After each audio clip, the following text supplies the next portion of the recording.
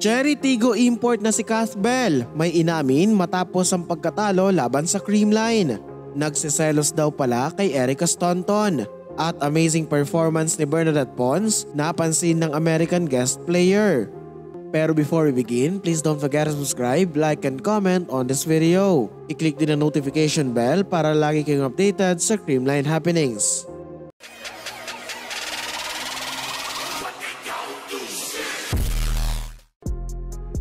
Nagbubunyi ngayon ang mga fans ng Creamline dahil sa impressive win ng koponan laban sa nooy undefeated na Cherry Tigo crossovers.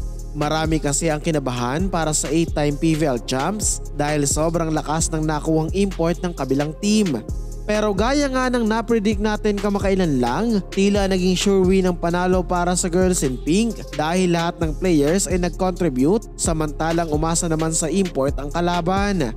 Naiuwi nga ng CCS ang 4-set victory sa mga scores na 25-20, 24-26, 25-16 at 25-19. Kabilib-bilib nga ang naging mala-import na performance ni Bernadette Pons sa game na ito. 25 points lang naman ang kanyang nagawa, dagdagan mo pa yan ng 23 excellent receptions. Mas mataas pa nga ang nakuha niyang puntos kaysa sa import nilang si Erica Staunton na may 21 points naman sa buong laro. Dalawa pa sa mga players ng Creamline ang nag-double digits at ito ay sina Michelle Gumabaw with 17 points at Bea De Leon na may 12 points. After the game, nakapanayam ng mga reporters si Cathbell tungkol sa naging resulta ng laro. Sinabi nitong amazing team daw ang Creamline at marami siyang aral na napulot mula sa kanilang paghaharap. Nakapagtala lang naman ng 31 big points ang nasabing import pero kulang siya sa tulong ng local players with Araga lang only scoring 12 points. Pero ang pinaka-pinag-usapan talaga sa naging interview kay Bell ay nang aminin niyang nagsiselos siya kay Staunton. Ayon sa kanya, mabuti pa daw ang Creamline import at nagkaroon ito ng chance na makalaro ang magaling na player na si Pons. Matatanda ang dating mag-teammates sina Bell at Pons sa PSL for Petron Blaze pero hindi sila nakapaglaro ng matagal dahil mas pinili ng former FEU Ace player ang beach volleyball.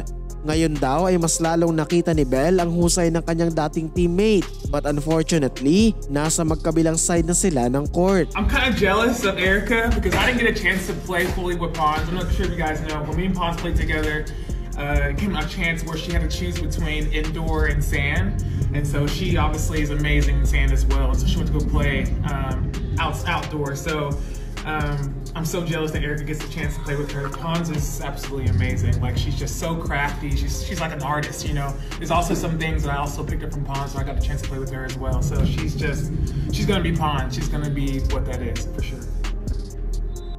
Posible pa ngang magkaharap ang dalawang magagaling na players sa latter part ng tournament.